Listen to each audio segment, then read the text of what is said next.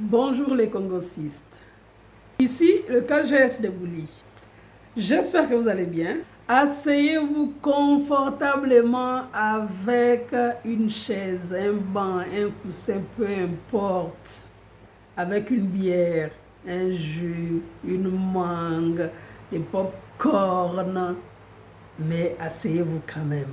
Peuple africain, toutes les personnes qui ont été rescapées des églises du mensonge, toutes les personnes qui ont été violées, abusées, qui ont été séparées de leurs proches, qui ont été manipulées dans les églises du réveil, ce matin, je souhaite qu'ensemble, nous puissions soutenir ce couple.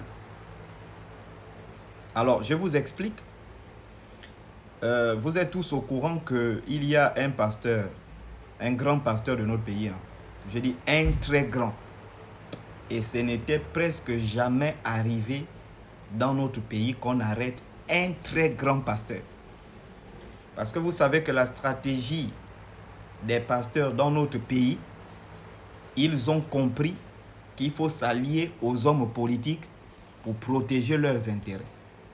C'est pourquoi vous avez vu, moi j'étais encore petit, quand le président Omar Bongo était au pouvoir, il y avait beaucoup de pasteurs à la présidence qui marchaient avec Madame Edith Lucie Bongo, qui partaient prier pour Bongo et autres, parce qu'ils estimaient que en cas de dérive dans les églises, ils seront protégés. Quand le président Ali est venu, il les a tous chassés. Et ça, vraiment, je félicite le président Ali pour ce côté-là. Tu ne pouvais pas voir le président Ali marcher avec les pasteurs. Tous les pasteurs avaient fui la présidence. Donc, quand vous voyez un pasteur de la carrure de M. Georges-Olivier Mbazaboua être interpellé, il faut comprendre que, c'est-à-dire, je ne sais pas si peut-être les plus hautes autorités vraiment ont intervenu.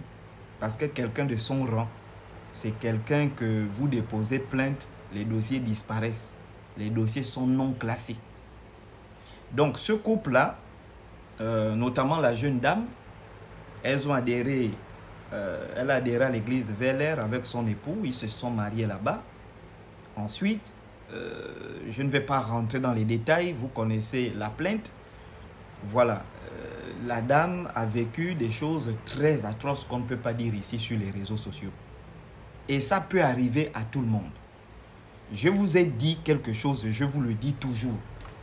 Quand vous voyez un adulte, un pasteur qui est marché avec des enfants, qui est marché avec des filles, qui est marché avec toutes ces choses-là, il faut vous poser des bonnes questions.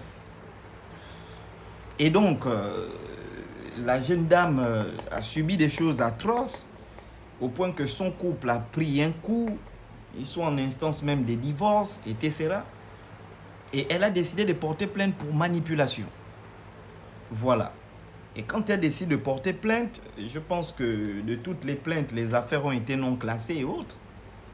Et donc, après que le pasteur ait été arrêté, aujourd'hui, elle est victime de harcèlement, de menaces avec son chéri sur les réseaux sociaux.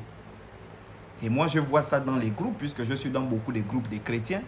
Ils ne savent pas que je suis dans leur groupe. Ils insultent, ils la maudissent, ils disent telle chose.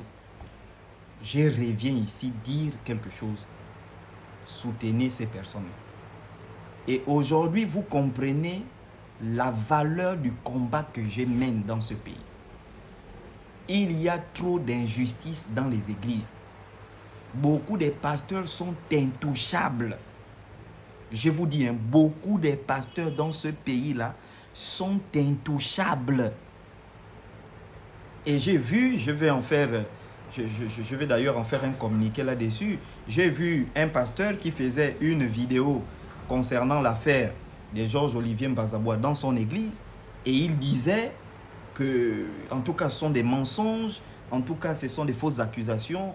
Bon, il a des vidéos, il va envoyer ça au président de la République. Vous imaginez, dans une église, si tu sais que ton pasteur a le numéro privé du président, qu'est-ce que tu vas lui dire? Même s'il t'abuse, même s'il te bastonne, tu vas l'amener où? Nulle part. Et c'est à cause de ça que beaucoup de personnes qui vivent ces injustices-là ont du mal à témoigner, des peurs d'être exposées, d'être menacées, d'être... Mais les ancêtres choisissent des gens, des cabris morts comme nous.